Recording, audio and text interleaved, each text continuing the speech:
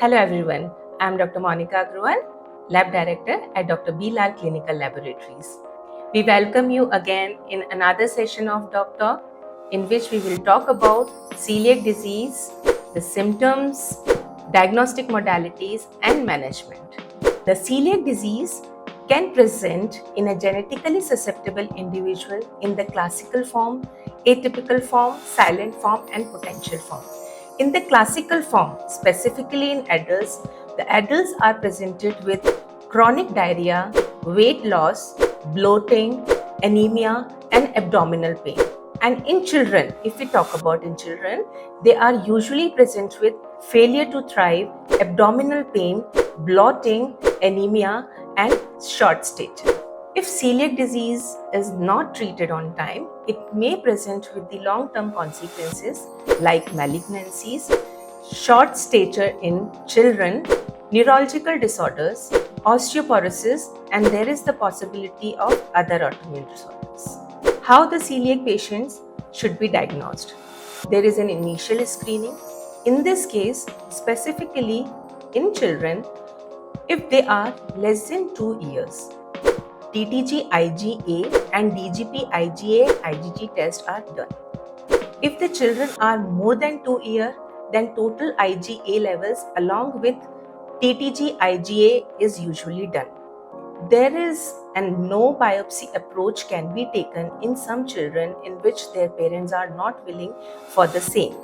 In such cases, the patient can go for total IgA along with TTG IgA levels if it is more than equal to or more than 10 upper limits of the normal, then a second sample is taken and endomysial IgA level should be done.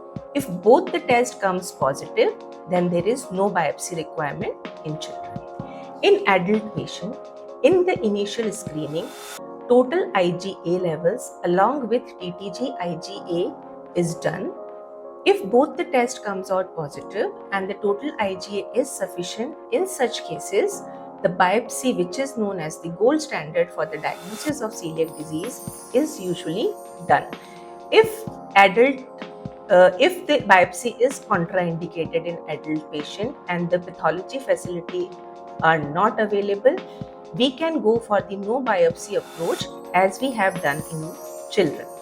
The utility of HLA typing in diagnosis of celiac disease. It has a high negative predictive value. If it is not there, the chances of celiac diseases are usually less.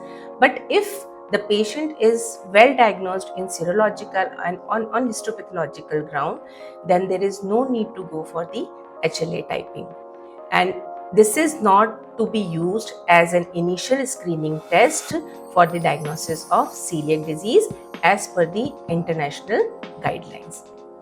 So what we recommend in follow-up testing, there are two tests. One is the TTG IgA and second is the DGP IgA.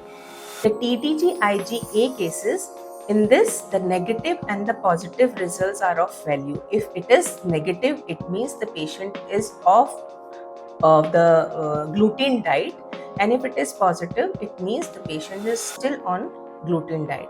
In the DGP IgA cases, the value, if the DGP IgA value is higher, it means the patient is still on the gluten diet, and if it is the value is low, it means the patient is on a no gluten diet. So at DrBLalLab Laboratories, we are doing TTG IgA, TTG IgG, DGP IgA, DGP IgG, total IgA and celiac disease profile along with the gold standard test, that is the histopathology, the small intestinal biopsy we need for the diagnosis of celiac disease. There are certain guidelines for the diagnosis of celiac disease that are ESPGHAN guidelines, NESPGHAN guidelines, ACG guidelines and WGO guidelines, which clearly gives you an insight for the different algorithms in the diagnosis and management of celiac disease. Thank you.